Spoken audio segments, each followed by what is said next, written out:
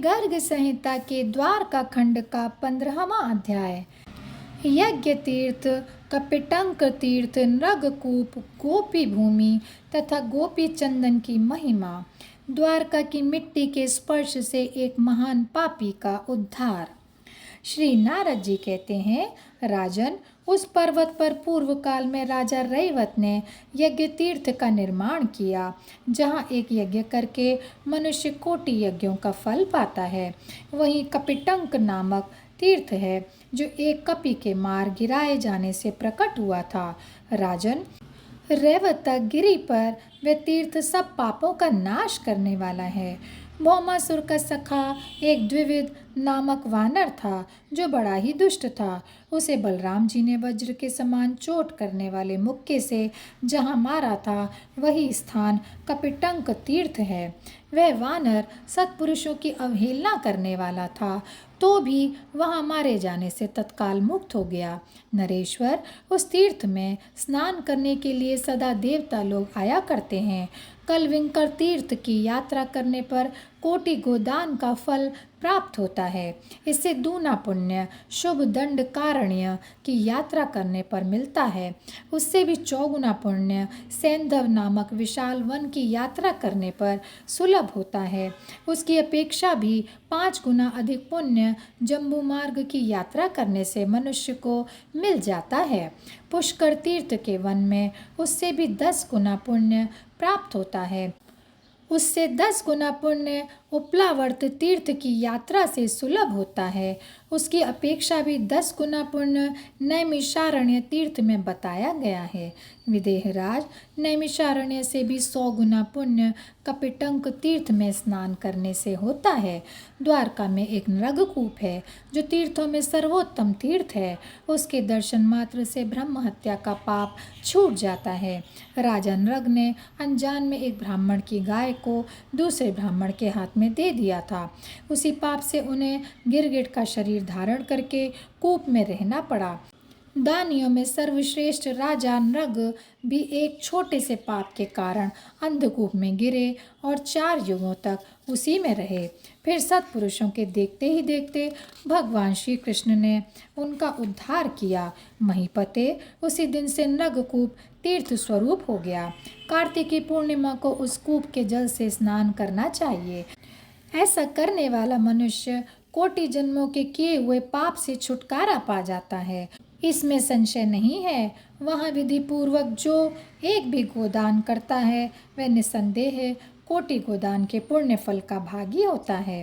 राजन, अब गोपी भूमि का महात्म्य सुनो, जो पापहारी उत्तम तीर्थ है। उसके श्रवण मात्र से कर्म बंधन से छुटकारा मिल जाता है। जहाँ गोपियों ने निवास किया था, उस निवास के कारण ही वह स्थान गोपी भूमि के नाम से प्रसिद्ध हुआ। वहाँ गोपियों के अंगराग से उत्पन्न उत्तम गोपी चंदन उपलब्ध होता है। जो अपने अंगों में गोपी चंदन लगाता है, उसे गंगा स्नान का फल मिलता है। जो सदा गोपी चंदन की मुद्राओं से मुद्रित होता है, अर्थात गोपी चंदन का छापा तिलक लगाता है, उसे प्रतिदिन महानदियों में स्नान करने का पुण्य फल प्राप्त होता है। उसने सहस्त्र अश्वमेध और 100 राजसूय यज्ञ कर लिए। सब तीर्थों का सेवन, दान और व्रतों का अनुष्ठान भी कर लिया। निस्संदेह वह नित्य गोपी चंदन लगाने मात्र से कृतार्थ हो जाता है।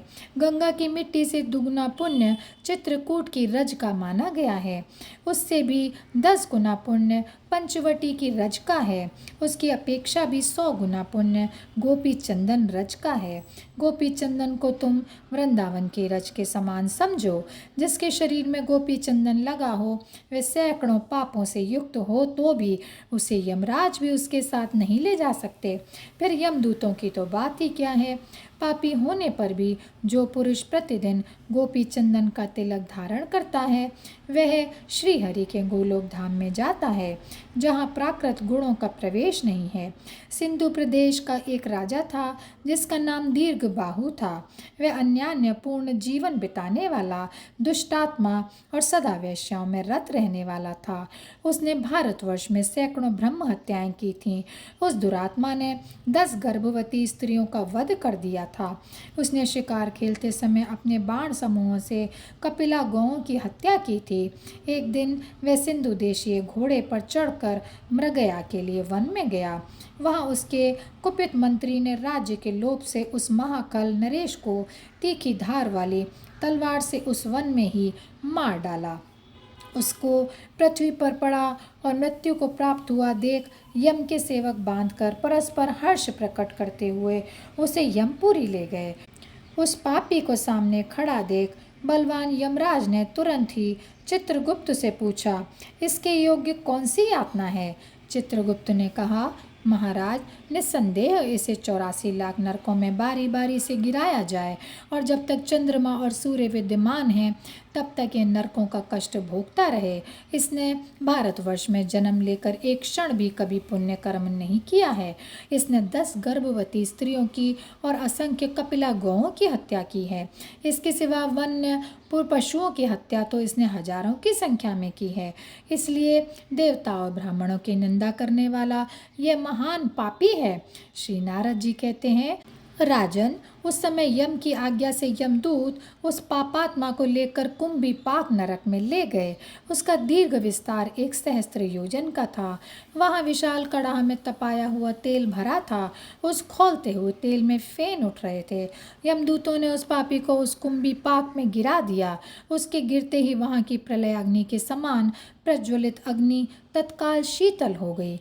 विदेहराज, जैसे प्रहलाद को खौलते हुए तेल में फेंकने पर वह शीतल हो गया था, उसी प्रकार उस पापी को नरक में गिराने से वहाँ की ज्वाला शांत हो गई। यमदूतों ने उसी समय यह विचित्र घटना महात्मा यम को बताई।